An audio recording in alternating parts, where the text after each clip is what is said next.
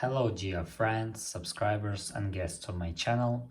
In this video I want to show and tell you how to view saved posts on Reddit. Please put your like, subscribe to my channel and share this video with your friends. And let's get started. So, first we need to go to Reddit application. After that we need click find any post. Click on three dots here and click save.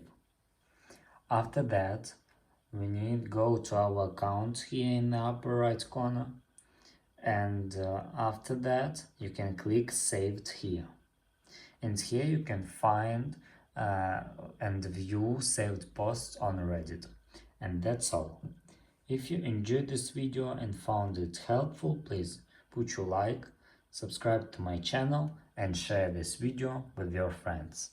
Bye bye everyone, see you later.